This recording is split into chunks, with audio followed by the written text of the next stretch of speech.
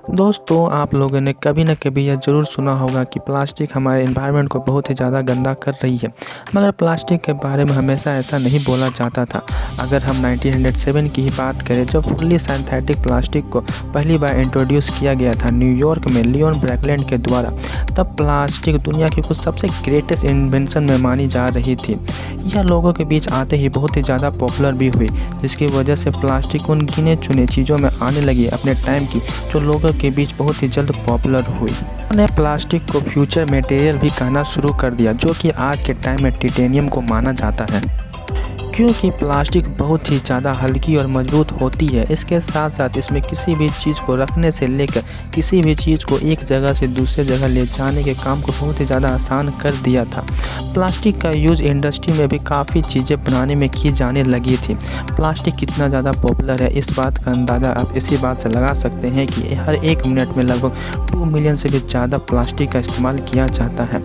इन सब चीज़ों ने प्लास्टिक को एक फ्यूचर मटेरियल होने का दर्जा दिया था।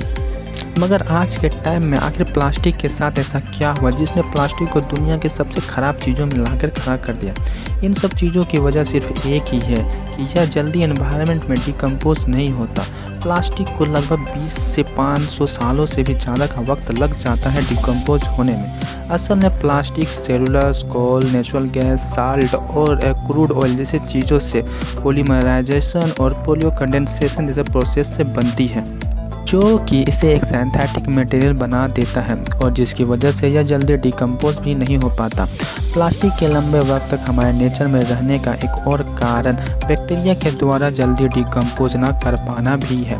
असल में हमारे नेचर में किसी भी चीज़ को डिकम्पोज करने का काम बैक्टीरिया करती है, मगर क्योंकि प्लास्टिक एक सिंथेटिक मटेरियल है, हमारे नेचर में कोई भी ऐसा माइक्रो ऑर्गेनिज्म मौजूद ही नहीं है जो इसे जल्दी डिकम्पोज कर सके, जिसकी वजह से यह हमारे एनवायरनमेंट में काफ़ी लंबे वक्त तक रह जाता है। इसमें रह रहे एनिमल्स, प्लांट्स और एयर, वाटर जैसी चीज़ों को काफ़ी लंबे वक्त तक पोल्यूट भी करता रह जाता है। मगर सोचने वाली बात है कि आखिर हमारे द्वारा बनाई गई यह प्लास्टिक या फिर यूज़ की गई यह प्लास्टिक आखिर प्लांट्स और एनिमल्स जैसी चीज़ों तक पहुँचती कैसे है?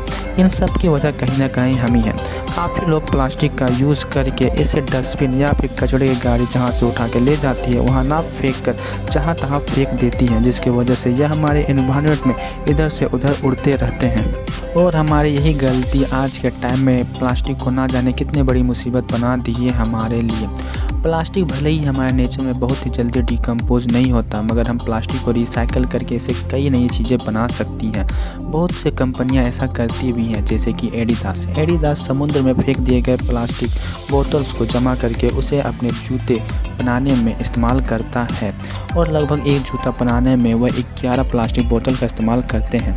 एवरलैंड, जो कि एक कपड़े की कंपनी है, वह वेस्ट प्लास्टिक को रिसाइकल करके उसे जैकेट्स और स्वेटर से चीज़ें बनाने में इस्तेमाल करते हैं। इंडिया में भी कई हाउस होल्ड चीज़ें प्लास्टिक को रिसाइकल करके बनाई जाती हैं, मगर जहां एक मिनट में लगभग 2 मिलियन से भी ज़्यादा प्लास्टिक का यूज़ किया जाता है, वही इनमें से सिर्फ 9% प्लास्टिक को ही रिसाइकल किया जाता है। बाकी के प्लास्टिक रिसाइकल करने वाली कंपनियों तक पहुंचती ही नहीं है। साइंटिस्ट यह भी मानते हैं कि अगर हम प्लास्टिक को सही से रिसाइकल करना शुरू नहीं करते हैं तो 2050 तक ओशन में मछलियों से ज़्यादा प्लास्टिक मिलने लगेंगे। अगर सही से देखा जाए तो यहाँ पर प्लास्टिक गलत नहीं है, यहाँ पर हम गलत हैं, जो कि प्लास्टिक को उसकी सही जगह डस्टबिन में ना फेंक कर यहाँ वहाँ फेंक देते हैं, जिसे कई जानवर खाने के साथ खा भी लेते हैं, जिससे उनकी मौत तक हो जाती है।